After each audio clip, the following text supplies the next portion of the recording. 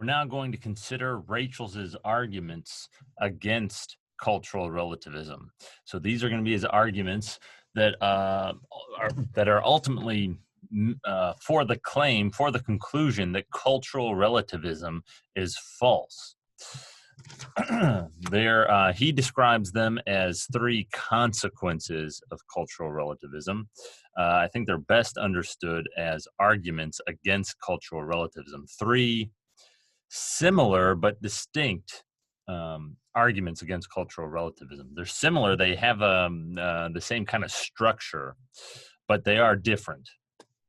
So the first argument, what he calls consequence of cultural relativism.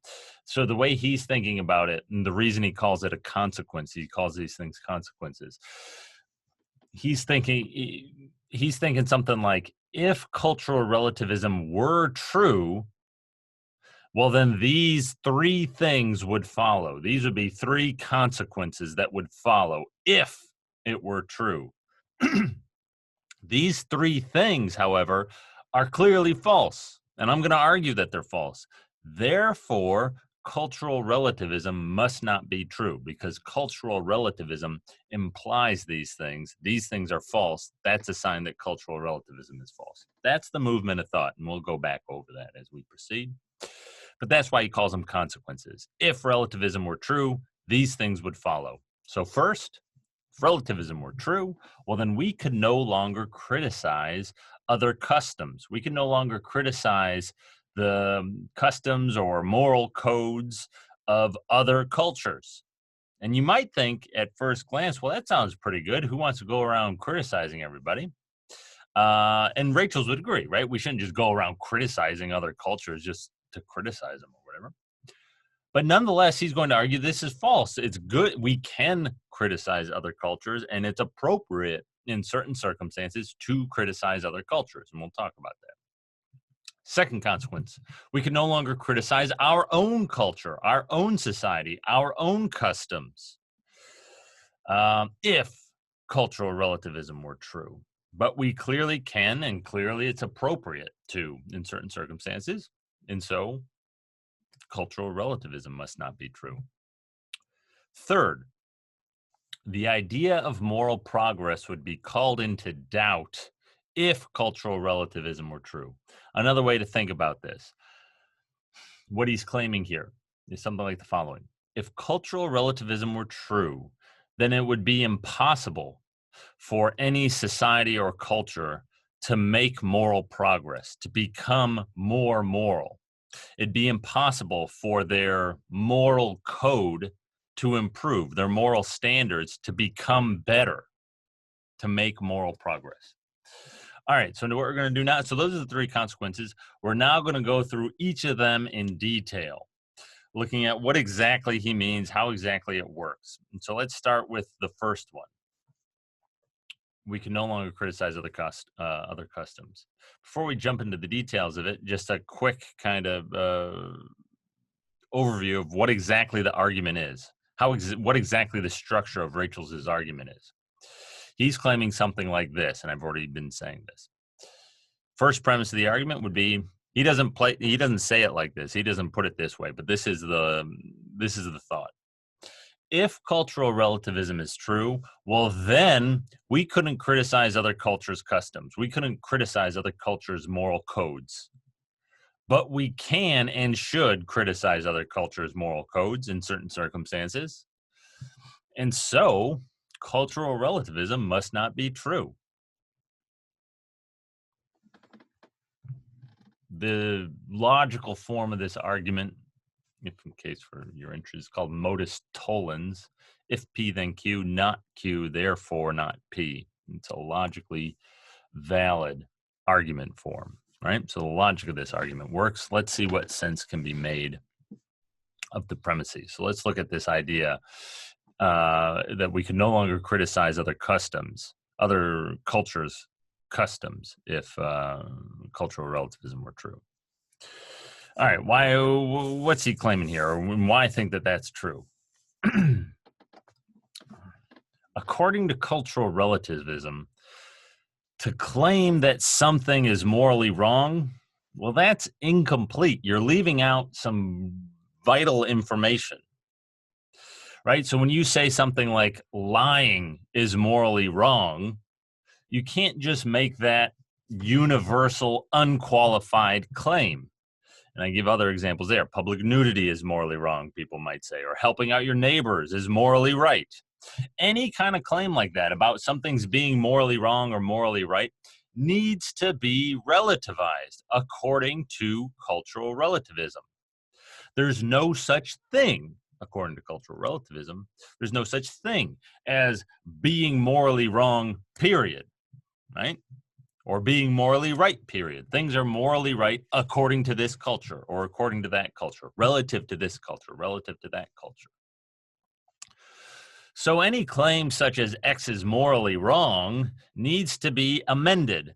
We need to add on a qualification because, X is morally wrong, something is morally wrong, murder is morally wrong, lying is morally wrong, whatever it might be, whatever you want to plug in for X. And same thing would go for morally right, right? Those are all incomplete claims. There's no such thing as being morally wrong or morally right, period. And so we need to add this qualification according to this culture or according to that culture. So, for example, we shouldn't really just say lying is morally wrong. We should say something like lying is morally wrong in 21st century American culture. And so, for people living in that culture, yeah, don't lie. That's what the society holds as wrong. And so that's what's morally wrong. But there are other cultures, right? And this is what cultural relativists are very good at pointing out, what they know a lot about. There are cultures according to which lying, or what we would call lying at least, is not morally wrong. So one kind of famous example, if any of you have read the Odyssey, Homer's Odyssey, um, Odysseus, the hero of that work, is often described as many-wayed or wily, or it gets translated in all kinds of ways. Wily, multifaceted, I think many-wayed. What that basically means, it's a little bit more complicated than this, but it basically means he lies, and he's really clever about lying, and he'll get his way through lying if need be. And he's portrayed as a hero, right? And so the idea, and it's a little rough and a little bit too quick and easy, but right, no, lying was kind of morally acceptable, at least in certain circumstances, in that culture, right? So according to that culture, it's not morally wrong, morally acceptable. According to our culture, it's morally wrong. And you just have two different, right? And so on for all these other examples we have, right? You can't just say public nudity is morally wrong, right? It's always going to be relative to a culture. So according to some cultures, yeah, sure, obviously it's going to be wrong, right? What 17th century Puritan culture, of course, public nudity would be morally wrong. Actually, I haven't looked that up. I just assumed that they would think it's morally wrong. I don't really know that much about the Puritans, but anyways. But according to certain other cultures, it's not morally wrong. So according to 17th century Hawaiian culture, they didn't have the same views on public nudity. They didn't think there was anything particularly I don't know, shameful or shocking or morally wrong or anything like that. They were perfectly fine with it. Yeah. And these aren't the only examples, right? Lying is wrong according to other cultures, not just 21st century American culture.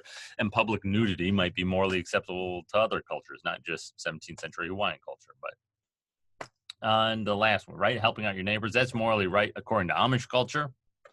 They're always helping each other build barns and whatever. I don't know that much about Amish culture, but I know they help each other. They help their neighbors build barns and so on. Which takes a lot of work. And to do that for your neighbor, that's quite nice.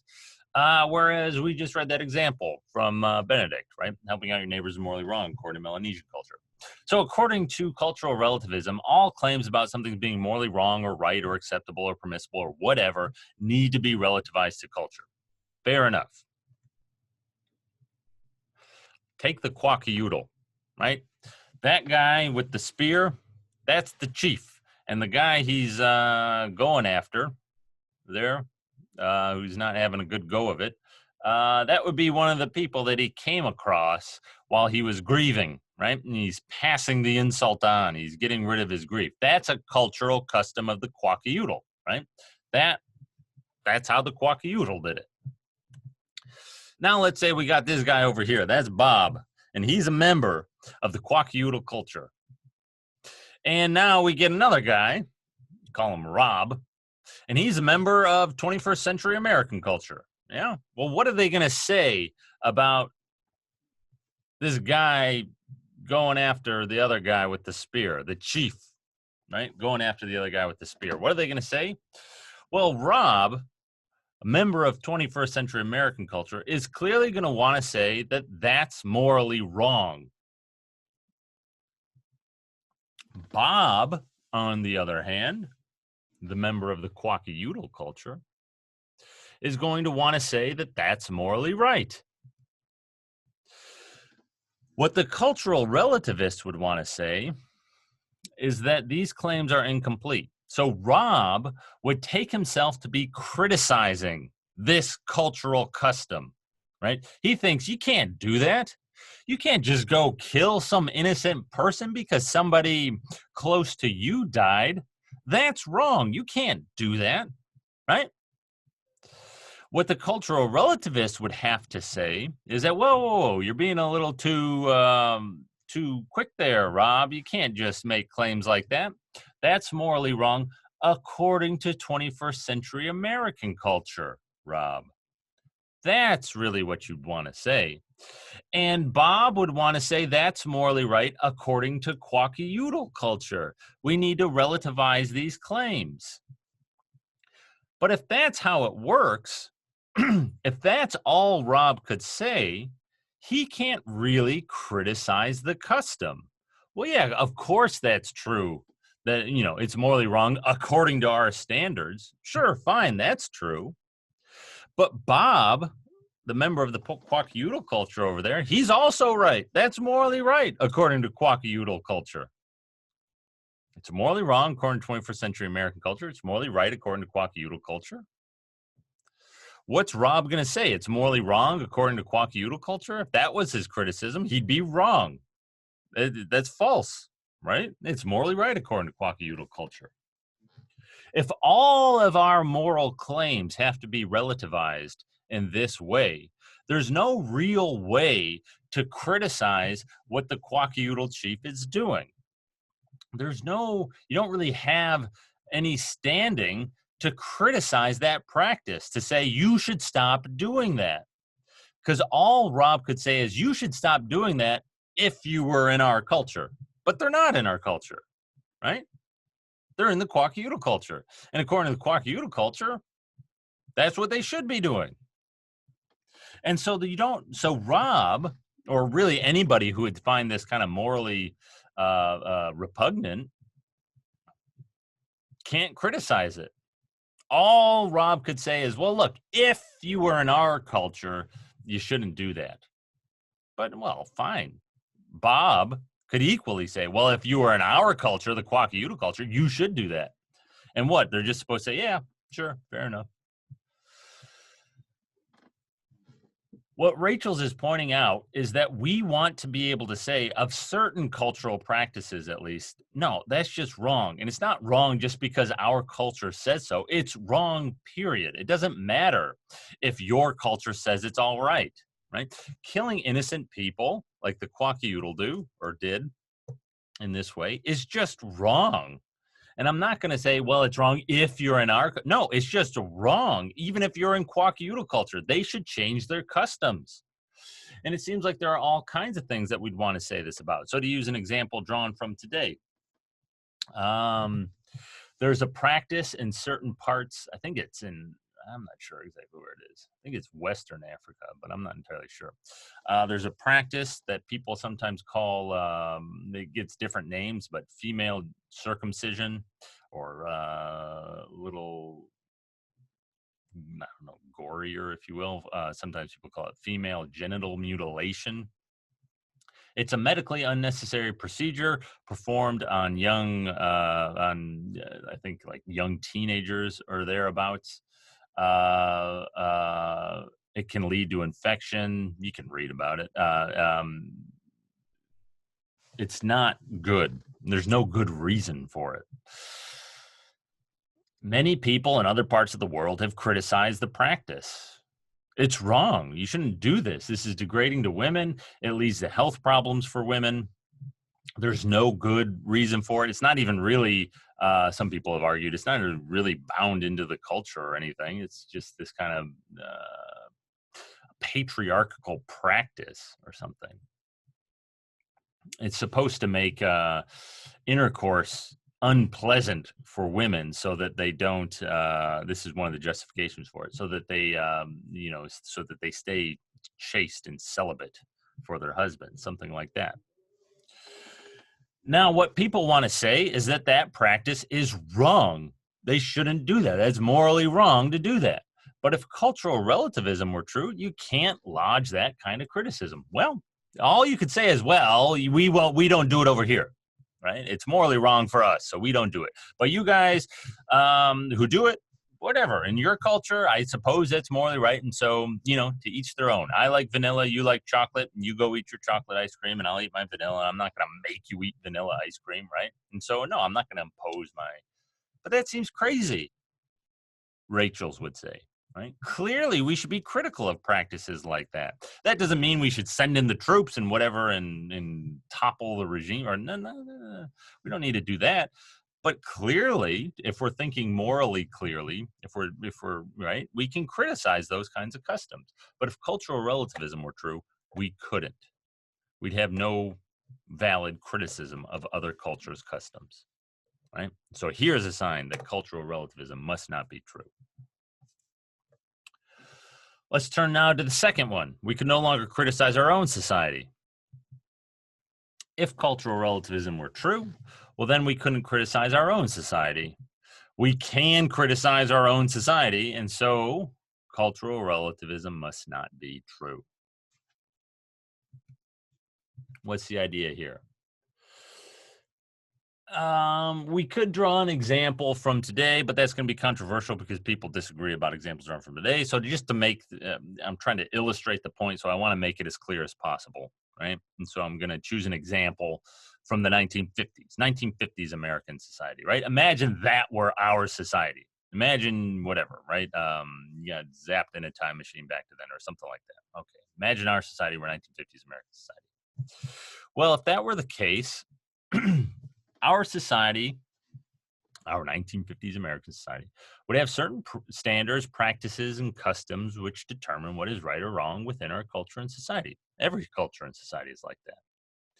One of those customs, right, if we were in 1950s America, one of those practices or customs or what have you would be not hiring African Americans precisely because of their race, right? Not hiring them precisely because they are African Americans. That was a custom of 1950s culture, 1950s society. And so if we're imagining that that's our society, well, that would be one of our customs.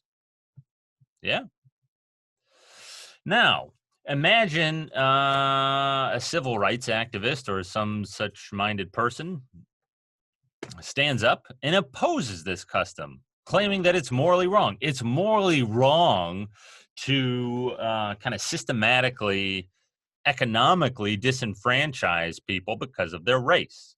That's morally wrong, and we shouldn't do that. And it's a bad custom that we have. We shouldn't refrain from hiring people simply because they're African American. Morally wrong, right? Would cultural relativism agree with this activist, right? Assuming this is our society, 1950s American society, where this is the custom, you don't hire African Americans precisely because they're African American. Would cultural relativism agree with the critic of his or her own society here, this civil rights activist? And what Rachel's is arguing is no, they wouldn't. They wouldn't be able to. The cultural relativists couldn't agree with this activist. And the basic movement of thought here, and I'll explain why in just a second, but the basic movement of thought here is that that's absurd. Clearly, this civil rights activist is correct. Clearly, this is a morally repugnant practice, right? Clearly, his or her criticism of their own society is correct. Clearly, it is morally wrong. But cultural relativism doesn't give you that answer. It doesn't give you the right answer. And so cultural relativism is wrong, is false. Well, why couldn't cultural relativism agree with this civil rights activist opposing this hiring custom? Well, because according to cultural relativism, morally wrong is simply shorthand for morally wrong according to society. Or you could even put it in Benedict's own kind of terminology, right? Morally wrong is a synonym for it is habitual, or morally right is a synonym for it's habitual, right? Socially disapproved. And well, look, discriminatory hiring practices are not wrong according to 1950s American society. They are habitual. That's what people do. That's how people acted. That was socially approved, and in fact, it would have been met with social disapproval if a business were to start hiring races proportionately, right? And so hired whatever, which is what a lot of companies try to do today.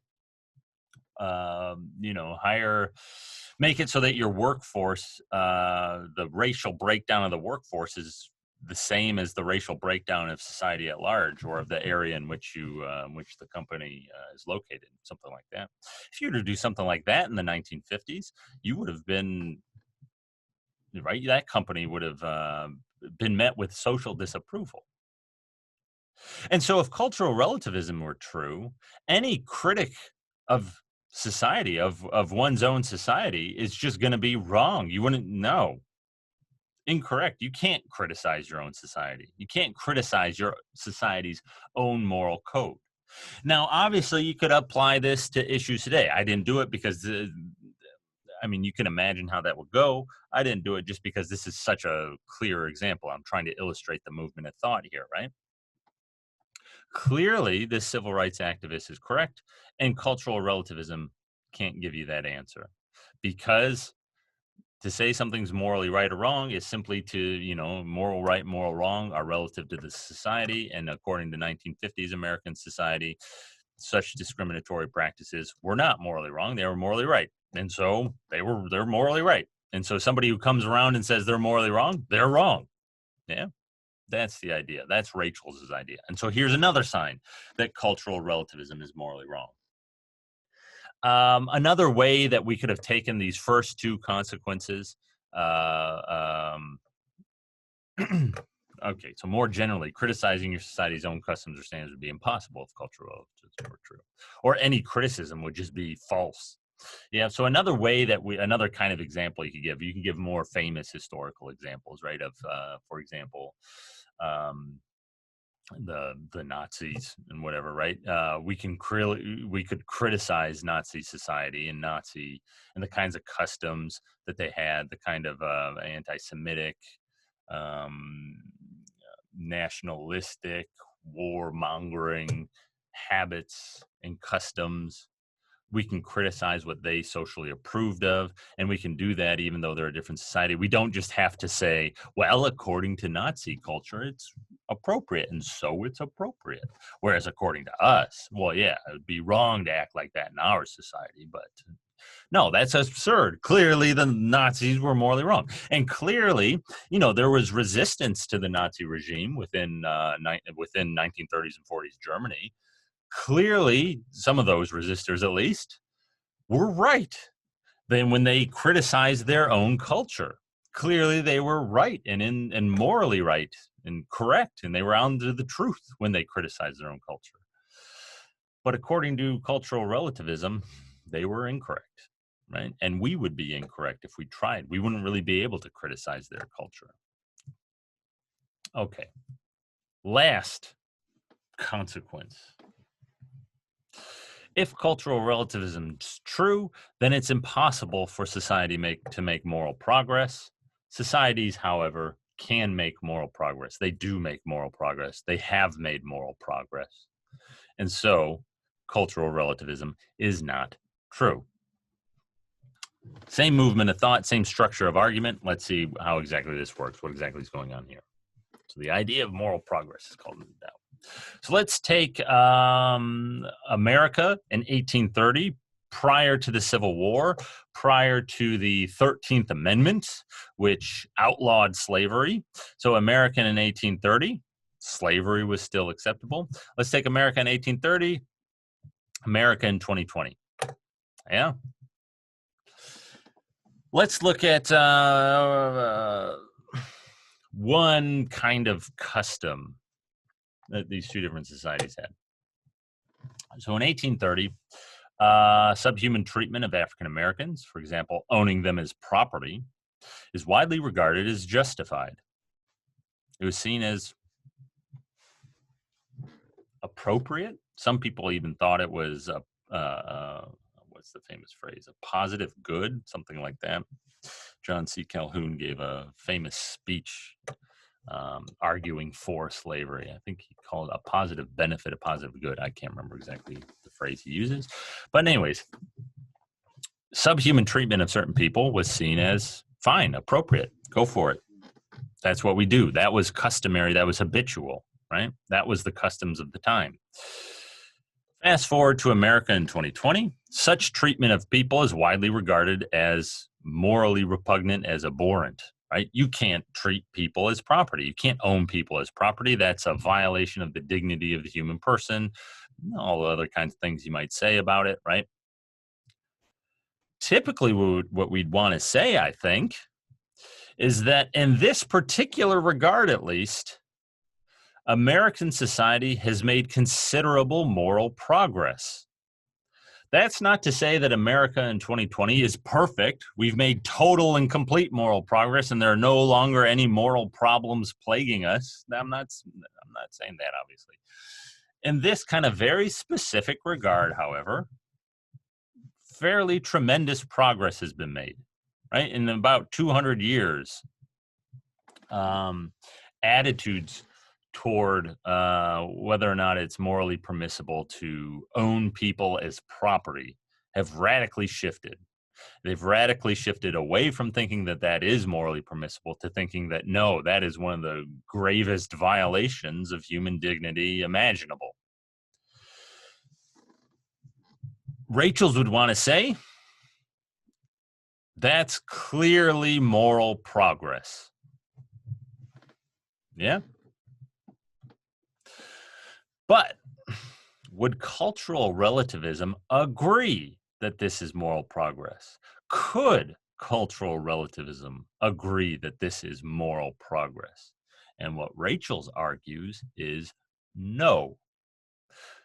To claim that this is moral progress is to claim that our customs today in 2020, so in particular with regard to whether or not people can be owned as property, is to claim that our customs concerning that are better than or more moral than the beliefs or customs or whatever of America in the 1830s. Right? To claim that we have made moral progress in this specific regard is to say that our customs today are more moral than, are better than the customs of America in 1830. Yeah? And I think most people would want to say in this specific regard, that's true. Our customs are better, right? And so we have made moral progress. But what's at issue now is whether the cultural relativist could say that. And what Rachel's is arguing is that no, they couldn't.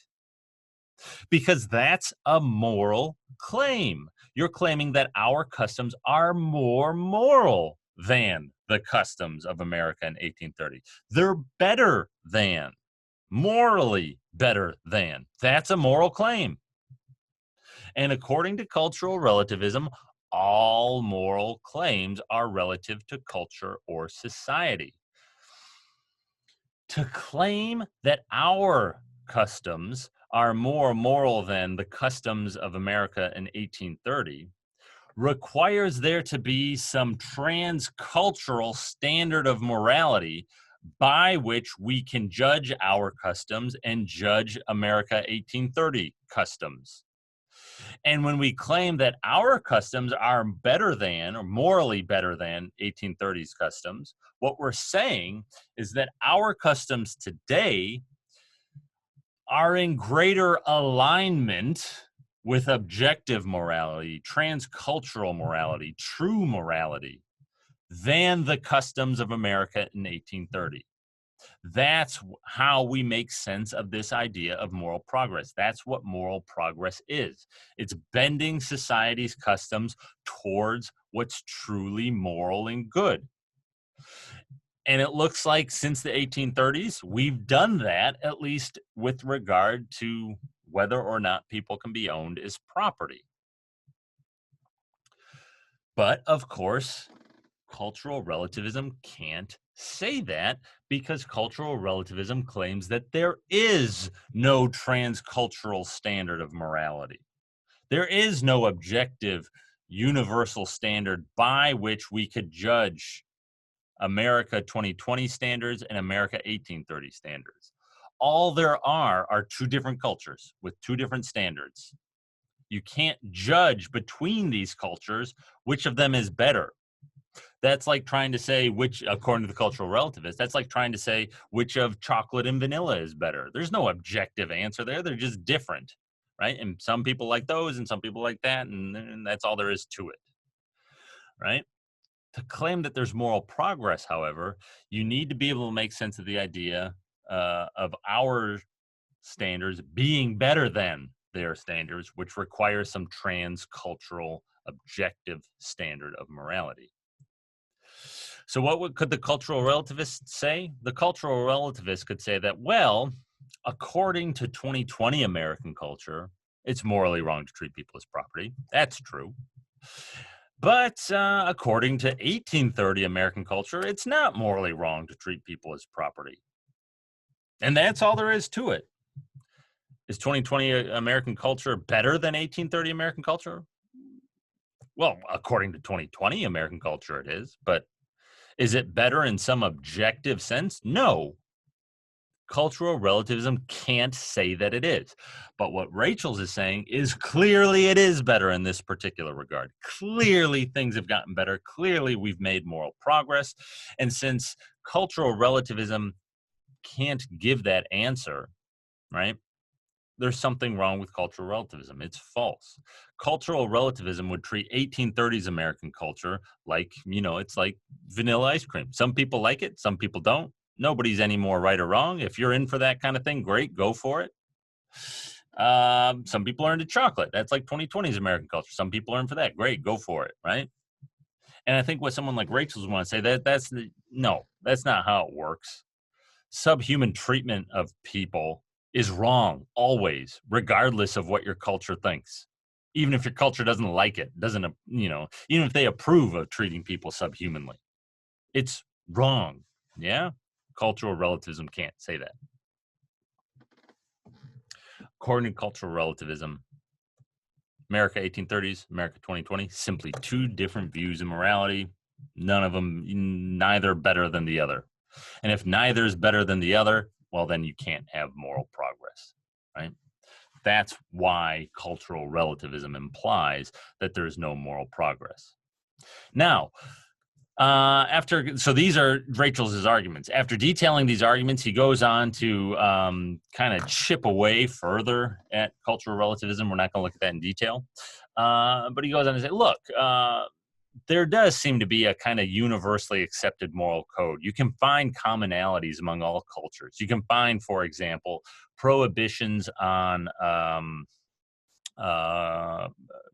taking life, right? Kind of arbitrary taking of a life. Every culture prohibits that in some way or another. Yeah, it's different when you get here or there or wherever, right? Okay, but every culture prohibits something like that. Like not murdering seems to be part of a kind of universal morality that everybody recognizes. And there are other things too. So there are going to be things regulating speech about lying and so on. So yeah, certain cultures are going to be stricter about lying and other cultures are going to be looser about it. But every culture, even Homeric Greek culture, has some sort of regulation about not just lying capriciously or for vicious ends or something, right?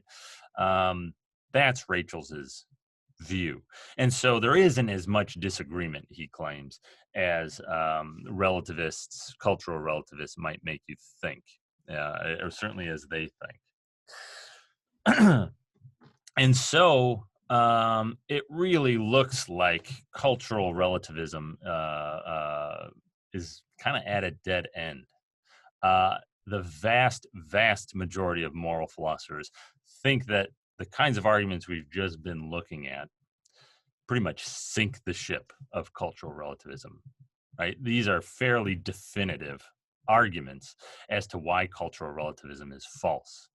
Now, just because cultural relativism is false, that doesn't mean, and I figured out morality, I'm going to impose it on everybody. It doesn't mean we've figured it out, right? Just because cultural relativism is false, that doesn't mean that we have the correct moral code here in 21st century American society or whatever. No, we still might be wrong. There still might be things to learn from the Kwakiutl or the Melanesians or whoever it might be about how we should really behave, about what morality really requires of us, right? And so just because it's wrong doesn't mean we're going to go send in the troops all over the world imposing a moral order on everybody else. That's not the idea, right? Figuring out what morality requires, figuring out what this transcultural or objective morality truly is, that's hard. That's not easy. But there's got to be something there, right? That's kind of what Rachel's is arguing, and the vast majority of moral philosophers working today agree with something like that. Last thing I want to say, I've been talking all about cultural relativism because that's what Rachel's is concerned with. But these arguments we've just been looking at against cultural relativism with modifications can be made into arguments against what I called individual relativism. They could be made into arguments against that kind of relativism fairly easily. Instead of looking at cultures or societies, you just look at individuals, right? If individual relativism were true, people wouldn't be able to make moral progress, right? But that's clearly false. People can get better, or as can unfortunately be the case, people can get worse, right? You could replace, maybe, there are stories you find about kind of repentant racists, a Klans member who became friends with with an African American somehow for some reason, and then ended up eroding his formerly racist beliefs. That's a kind of moral progress that a person can make. But if individual relativism were true, it's not moral progress. You just have kind of two different sets of standards. Neither, you have the racist standards on the one hand, and then your non-racist standards on the other hand. And, it's like vanilla and chocolate or whatever. You pick whatever you like, and none's better than the other, right? That's what would hold if individual relativism were true. That's clearly false. And so individual relativism isn't true. Morality, then, is not simply a matter of what you think it is, because what you think might be wrong, right? What you think can't be the ultimate standard for morality. What you think doesn't determine what's morally right or wrong. Because look, there are people out there who think that certain groups of people are inferior. And so what are you going to say? Well, yeah, to them, it's true that those people are inferior to them. But to me, it's false. And so to each their own, and you have your standards, I have mine, and mine are no better than yours. No, that's absurd. Clearly their standards are wrong. Yeah. So a similar kind of thing, similar kinds of considerations can be brought to bear against individual relativism.